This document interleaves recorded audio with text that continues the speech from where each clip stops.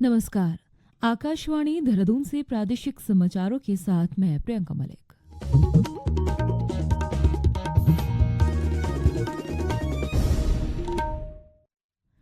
पहले मुख्य समाचार। केंद्रीय बजट में उत्तराखंड को मिला रेल परियोजनाओं के लिए 4,759 करोड़ रुपए का बजट। केंद्रीय रेल मंत्री अश्विनी वैष्णव ने कहा, बजट के रिकॉर्ड आवंटन से राज्य में रेलवे अवसंरचना को नई गति मिलेगी। हिमालय क्षेत्रों में भूस्खलन जोखिम और सुरक्षित विकास पर देहरादून में अंतर्राष्ट्रीय तकनीकी प्रशिक्षण कार्यक्रम शुरू। रुद्रप्रयाग जिले में क्षय रोग के संपूर्ण उन्मूलन के लिए स्वास्थ्य विभाग का 100 दिवसीय विशेष निक्षय शिविर अभियान शुरू। और मुख्यमंत्री पुष्कर सिंह धामी ने कहा, राज्य में कानून व्यवस्था और जन सेवा को लेकर लापरवाही स्वीकार नहीं की जाएगी। और अब समाचार विस्तार से। बजट में उत्तराखंड को रेल परियोजनाओं के लिए 4,759 करोड़ रुपए का बजट आवंटन किया गया है। केंद्रीय रेल मंत्री अश्विनी वैष्णव ने बताया कि वर्ष 2026 व 27 के लिए अब तक का ये रिकॉर्ड आवंटन है, जो वर्ष 2014 से पहले के औसत आवंटन की तुलना में 26 गुना अधिक है। उन्होंने कहा कि वर्तमान में उत्तराखंड में कुल 39,491 करोड़ रुपए की रेल परियोजनाओं पर काम चल रहा है, जिससे राज्य में रेलवे अवसंरचना को नई गति मिलेगी। एक रिपोर्ट। केंद्रीय मंत्री ने बताया कि राज्य में नए रेल ट्रैक निर्माण, स्टेशनों के पुनर्विकास और सुरक्षा से जुड़े कई कार्य प्रगति पर हैं।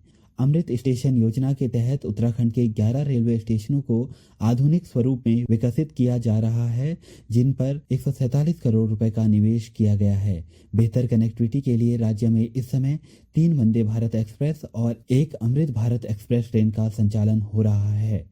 रेल नेटवर्क विस्तार की जानकारी देते हुए केंद्रीय मंत्री ने कहा कि वर्ष 2014 के बाद से उत्तराखंड में लगभग 76 किलोमीटर नए रेल ट्रैक का निर्माण किया गया है। राज्य में 100% रेलवे विद्युतीकरण का लक्ष्य भी हासिल कर लिया गया है। इसके तहत 334 किलोमीटर रेल लाइनों का विद्युतीकरण, 106 फ्लाईओवर और अंडरपास का निर्माण तथा सुरक्षा के लिए 54 कवच सिस्टम को स्वीकृति दी गई है। एक प्रश्न के उत्तर में रेल मंत्री ने कहा कि अमृत स्टेशन योजना के तहत हरिद्वार रेलवे स्टेशन को उसकी धार्मिक और सांस्कृतिक पहचान के अनुरूप विशेष डिजाइन में विकसित किया जाएगा, ताकि यात्रियों और श्रद्धालुओं को बेहतर सुविधाएं मिल सकें। आकाशवाणी देहरादून के लिए समाचार कक्ष से अमित सुंद्रियाल। हिमालय क्षेत्रों में भूस्खलन के बढ़ते खतरे और सुरक्षित विकास को लेकर देहरादून में मंथन शुरू हो गया है। उत्तराखंड भूस्खलन न्यूनीकरण एवं प्रबंधन केंद्र की ओर से हिंदू कुश हिमालय क्षेत्र में आपदा सक्षम विकास विषय पर आयोजित 5 दिवसीय अंतर्राष्ट्रीय तकनीकी प्रशिक्षण कार्यक्रम का शुभारंभ हुआ। ये कार्यक्रम 2 से 6 फरवरी तक पंडित दीनदयाल उपाध्याय प्रशिक्षण एवं वित्तीय प्रशासन अनुसंधान संस्था सुद्दोवाला में आयोजित किया जा रहा है, जिसमें देश विदेश के वैज्ञानिक और विशेषज्ञ भाग ले रहे हैं। एक रिपोर्ट। कार्यक्रम के उद्घाटन पर आपदा प्रबंधन एवं पुनर्वास सचिव विनोद कुमार सुमन ने कहा कि हिमालयी क्षेत्र अत्यंत संवेदनशील है और यहाँ विभिन्न आपदाओं की आशंका बनी रहती है। उन्होंने बताया कि प्रशिक्षण का उद्देश्य भूस्खलन जोखिम को वैज्ञानिक रूप से समझना, सुरक्षित अवसंरचना विकसित करना और आपदा पुनर्बहाली तंत्र को मजबूत करना है। कार्यशाला में नॉर्वे के भू तकनीकी संस्थान के विशेषज्ञ ढलान स्थिरता, साइलिंग नेलिंग, जल निकासी और उपग्रह आधारित जोखिम मानचित्रण पर प्रशिक्षण दे रहे हैं। वहीं भूस्खलन विशेषज्ञ डॉक्टर हाकोन हेडल ने वैज्ञानिक अध्ययन, बेहतर पूर्व चेतावनी और अंतर्राष्ट्रीय अनुभव साझा करने की आवश्यकता बताई। विश्व बैंक प्रतिनिधि अनूप कर्णत ने कहा कि 2013 की आपदा के बाद से उत्तराखंड में आपदा जोखिम न्यूनीकरण पर लगातार सहयोग किया जा रहा है। प्रशिक्षण कार्यक्रम के तहत प्रतिभागियों ने हरिद्वार स्थित मनसा देवी भूस्खलन क्षेत्र का क्षेत्रीय भ्रमण भी किया, जहां वास्तविक परिस्थितियों के आधार पर जोखिम विश्लेषण और न्यूनीकरण उपायों का व्यवहारिक अध्ययन कराया गया। कार्यशाला में ULMMC, USDMA, नेपाल, भूटान सहित विभिन्न संस्थानों के अधिकारी और तकनीकी विशेषज्ञ शामिल हुए। आकाशवाणी देहरादून के लिए समाचार कक्ष से डॉक्टर विनोद पोखरियाल। रुद्रप्रयाग जिले में क्षय रोग के पूर्ण उन्मूलन के लक्ष्य को लेकर स्वास्थ्य विभाग की ओर से 100 दिवसीय विशेष निक्षय शिविर अभियान की शुरुआत हो गई है। इस अभियान के तहत फरवरी और मार्च माह में आयोजित होने वाले शिविरों का रोस्टर भी जारी कर दिया गया है। जिला क्षय अधिकारी डॉक्टर कुणाल चौधरी ने बताया कि अभियान के दौरान टीबी के लिहाज से संवेदनशील और उच्च जोखिम वाली आबादी पर विशेष ध्यान दिया जाएगा।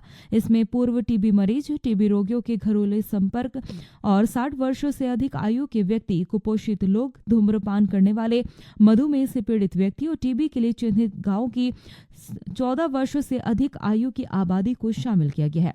उन्होंने बताया कि शिविर के माध्यम से टीबी मरीजों की सक्रिय खोज की जाएगी, जिसमें स्क्रीनिंग, एक्सरे और बलगम जांच की सुविधा उपलब्ध रहेगी। साथ ही रोग की समय पर पहचान, उपचार की शीघ्र शुरुआत और पोषण सहायता योजनाओं से जोड़ने पर जोर दिया जाएगा, ताकि टीबी उन्मूलन से जुड़ी सेवाएं प्रभावी रूप से आमजन तक पहुंचाई जा सके। ये समाचार आकाशवाणी के देहरादून केंद्र से प्रसारित किए जा रहे हैं। मुख्यमंत्री पुष्कर सिंह धामी ने कहा है कि राज्य में कानून व्यवस्था और जन सेवा को लेकर किसी भी तरह की लापरवाही स्वीकार नहीं की जाएगी। सचिवालय में आयोजित उच्च स्तरीय बैठक में मुख्यमंत्री ने पुलिस और प्रशासन और अन्य विभागों की कार्यप्रणाली की समीक्षा करते हुए स्पष्ट निर्देश दिए कि आम आदमी के साथ संवेदनशील, सम्मानजनक व्यवहार हो तथा कानून व्यवस्था में कोई समझौता न किया जाए। पुष्कर सिंह धामी ने कहा है कि राज्य में कानून व्यवस्था और जन सेवा को लेकर किसी भी तरह की लापरवाही अब स्वीकार नहीं की जाएगी। सचिवालय में आयोजित उच्च स्तरीय बैठक में मुख्यमंत्री ने पुलिस प्रशासन और अन्य विभागों की कार्यप्रणाली की समीक्षा करते हुए स्पष्ट निर्देश दिए हैं कि आम आदमी के साथ संवेदनशील और सम्मानजनक व्यवहार हो तथा कानून व्यवस्था से कोई समझौता न किया जाए। पुलिस व्यवस्था पर सख्त रुख अपनाते हुए मुख्यमंत्री ने थानों में वर्क कल्चर सुधारने और निर्दोष लोगों को अनावश्यक रूप से परेशान न करने के निर्देश दिए। रात्रि गश्त बढ़ाने, लगातार पेट्रोलिंग सुनिश्चित करने और आपराधिक मामलों की विवेचना में देरी न करने को कहा गया। मुख्यमंत्री ने भूमि से जुड़े अपराधों पर भी कड़ा रुख अपनाते हुए लैंड फ्रॉड के मामलों में सख्त कानून बनाने और दोषियों को किसी भी तरह की राहत न देने के निर्देश दिए। बैठक के दौरान मुख्यमंत्री ने कहा कि दिल्ली देहरादून एक्सप्रेसवे के खुलने के बाद राज्य में पर्यटन बढ़ेगा, इसलिए इसे देखते हुए होटल, आवास, पार्किंग, ट्रैफिक और सुरक्षा से जुड़ी सभी तैयारियां समय पर पूरी की जाए। उन्होंने बताया कि कैंची धाम बाईपास जोन तक पूरा कर लिया जाएगा, जिससे श्रद्धालुओं और पर्यटकों को राहत मिलेगी। बैठक में मुख्य सचिव सहित सभी जिलाधिकारी, वरिष्ठ पुलिस अधिकारी और प्रशासन के वरिष्ठ अधिकारी मौजूद रहे। आकाशवाणी देहरादून के लिए समाचार कक्ष से सिमरन बिंजोला। मुख्य सचिव आनंद बर्धन ने सचिवालय में गृह विभाग की समीक्षा करते हुए प्रदेश में कानून व्यवस्था को लेकर सख्त रुख अपनाया है। उन्होंने पुलिस विभाग को निर्देश दिए कि राज्य में कानून व्यवस्था बिगाड़ने वालों के खिलाफ कठोर कार्रवाई की जाएगी। मुख्य सचिव ने अभियोजन और फॉरेंसिक जांच व्यवस्था को और मजबूत करने पर जोर देते हुए कहा कि इनकी प्रगति और निगरानी प्रभावी होनी चाहिए। आमजन की शिकायतों के निस्तारण को लेकर उन्होंने हेल्पलाइन 1905 पर प्राप्त शिकायतों की जिलाधिकारी और एसएसपी स्तर पर नियमित निगरानी के निर्देश दिए। साथ ही थाना और तहसील दिवस के माध्यम से गृह और पुलिस विभाग से जुड़े मामलों के निस्तारण की बात कही। इसके लिए संबंधित विभागों को मिलकर मानक संचालन प्रक्रिया तैयार करने के भी निर्देश दिए हैं। मुख्य सचिव ने थानों में जब्त वाहनों की नीलामी कर स्थान खाली कराने पर भी जोर दिया।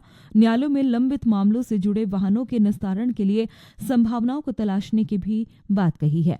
उन्होंने पोक्सो मामलों में त्वरित और कठोर कार्रवाई सुनिश्चित करने के निर्देश दिए हैं।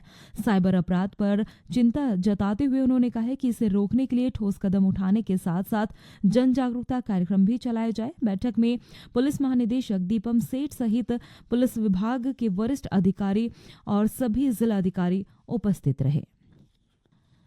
मुख्य सचिव आनंद बर्धन ने सचिवालय में विकास कार्यों की जिलावार समीक्षा की है। इस दौरान उन्होंने सभी जिलाधिकारियों को जनपद, खंड और पंचायत स्तर पर विजन डॉक्यूमेंट तैयार करने के निर्देश दिए। उन्होंने कहा है कि राष्ट्रीय और राज्य स्तर की 2047 विजन डॉक्यूमेंट की तर्ज पर स्थानीय स्तर पर भी भविष्य की जरूरतों को ध्यान में रखते हुए शीघ्र कार्य किया जाए और इसके लिए आवश्यक कार्यशाला आयोजित की जाए। मुख्य सचिव ने निर्देश दिए कि जिला योजना समितियों की बैठकें मार्च तक अनिवार्य रूप से कर ली जाए और अभी से तैयारियां शुरू की जाए ताकि योजनाओं को समय पर पूरा किया जा सके। और अब एक नजर आज के समाचार पत्रों की सुर्खियों पर। मुख्यमंत्री पुष्कर सिंह धामी ने कहा, कार्यशैली सुधारने की जरूरत है। पुलिस विभाग को आम आदमी को सताया न जाए। अमर उजाला इस शीर्षक के साथ खबर में लिखता है, मुकदमों में कमजोर पैरवी बर्दाश्त नहीं की जाएगी। अभियोजन अधिकारियों का परफॉर्मेंस ऑडिट कराने के भी निर्देश दिए। अंकिता मर्डर केस में सीबीआई दिल्ली की स्पेशल क्राइम ब्रांच में मुकदमा दर्ज। दैनिक जागरण इस शीर्षक के साथ खबर में लिखता है, वीआईपी का पता लगाने उत्तराखंड पहुंची सीबीआई की टीम, देहरादून और ऋषिकेश में जांच। वन भूमि के सर्वे के विरोध में सड़क पर उतरे सैकड़ों लोग। हिंदुस्तान समाचार पत्र इस हेडलाइन के साथ खबर में लिखता है, ऋषिकेश में बापू ग्राम बचाओ संघर्ष समिति ने भरी हुंकार। और उत्तराखंड में 83 चोटियों पर पर्वतारोहण के लिए भारतीयों को अब कोई शुल्क नहीं देना होगा। दैनिक जागरण इस शीर्षक के साथ खबर में लिखता है, सीएम धामी के निर्देशों पर उत्तराखंड पर्यटन विकास परिषद ने की पहल। और अंत में मुख्य समाचार एक बार फिर। केंद्रीय बजट में उत्तराखंड को मिला रेल परियोजनाओं के लिए 4,759 करोड़ रुपए का बजट। केंद्रीय रेल मंत्री अश्विनी वैष्णव ने कहा, बजट के रिकॉर्ड आवंटन से राज्य में रेलवे अवसंरचना को नई गति मिलेगी। हिमालय क्षेत्रों में भूस्खलन जोखिम और सुरक्षित विकास पर देहरादून में अंतर्राष्ट्रीय तकनीकी प्रशिक्षण कार्यक्रम शुरू। रुद्रप्रयाग जिले में क्षय रोग के संपूर्ण उन्मूलन के लिए स्वास्थ्य विभाग का 100 दिवसीय विशेष निक्षय शिविर अभियान शुरू। और मुख्यमंत्री पुष्कर सिंह धामी ने कहा, राज्य में कानून व्यवस्था और जनसेवा को लेकर लापरवाही स्वीकार नहीं की जाएगी। इसके साथ ही प्रादेशिक समाचारों का ये अंक समाप्त हुआ। अगला समाचार बुलेटिन पूर्वाह्न 10:30 बजे प्रसारित किया जाएगा। नमस्कार।